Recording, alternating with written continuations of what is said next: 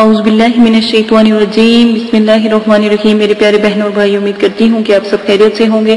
دعا کرتی ہوں کہ اللہ پاک آپ کی تمام پریشانی دکھ تکلیفوں کو ختم کر دے، اللہ پاک آپ کے تمام صغیرہ کبیرہ گناہوں کو معاف کر دے۔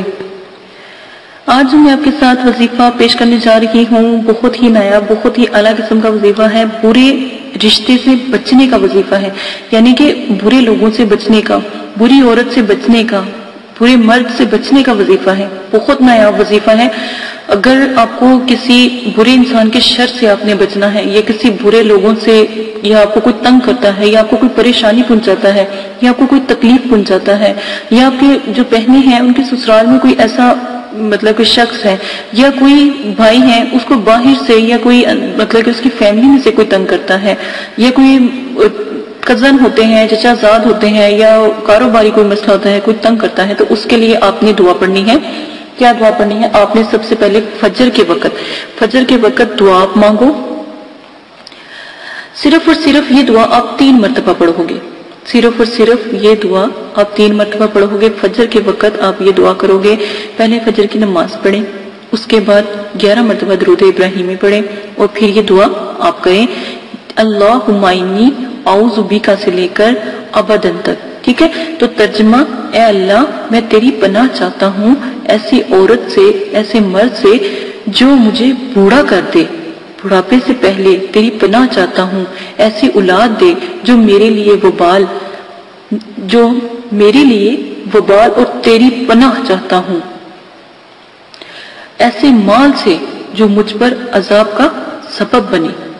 تو اللہ پاک سے اس چیز کی دعا کرنی چاہیے۔ بیوی کے لیے پڑھ رہے ہیں تو بیوی کا نام لیں، یا بیوی کا اپنے ذہن میں تصور رکھیں۔ اگر کسی انسان کے لیے پڑھ رہے ہیں اس کا تصور میں رکھیں، اور اپنی اگر اولاد کے لیے پڑھ رہے ہیں کہ آپ وہ چاہتے ہیں کہ اولاد کے وبال سے، قرآن پاک میں واضح اللہ پاک نے فرما دیا کہ انسان کا فتنہ جب ہوتا ہے، یا انسان کے اوپر جب وبال آتا ہے، اس کو اولاد سے اور اس کے مال سے آزمایا جاتا ہے۔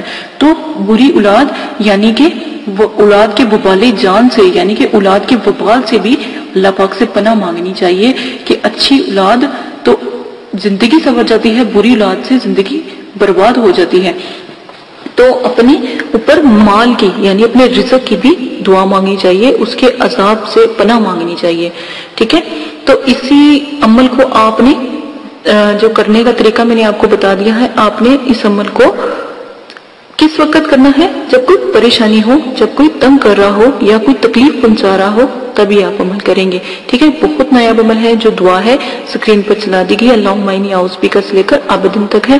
یہ دعا صرف 3 مرتبہ آپ پڑھو گے، اور اگر دیکھیں کہ اگر ایک دن میں آپ کا مسئلہ حل نہیں ہوتا تو کم از کم اس دعا کو 3 روز تک آپ پڑھو گے۔ صبح فجر کے ٹائم یہ دعا پڑھو گے۔ اگر آپ کی فجر کی نماز قضا ہو جاتی ہے، یا آپ نہیں کسی وجہ سے پڑھ پاتے، تو عشاء کی نماز اور مغرب کی نماز دونوں میں سے ایک نماز میں 3 مرتبہ یہ دعا کرو گے، تو انشاءاللہ جتنی بھی مشکل پریشانی ہے وہ ختم ہو جائے گی۔ یہ چھوٹے چھوٹے دعائیں ہیں، یہ وظیفے ہیں، یہ لازمن کیا کریں، انشاءاللہ ضرور کامیاب ہوں گے۔ اسی کے ساتھ اجازت چاہتی ہوں، اپنا بہت زیادہ خیال رکھیے گا، دعاؤں میں یاد رکھیے گا۔ اللہ پاک آپ کو کرنے کی توفیق عطا فرمائے، اور میری دعائیں آپ کے ساتھ ہیں، اللہ پاک آپ کو ہمت دے اور یہ دعا بھی کرنے کی توفیق عطا فرمائے۔ اجازت ہے، اپنا خیال رکھیے گا، اللہ حافظ۔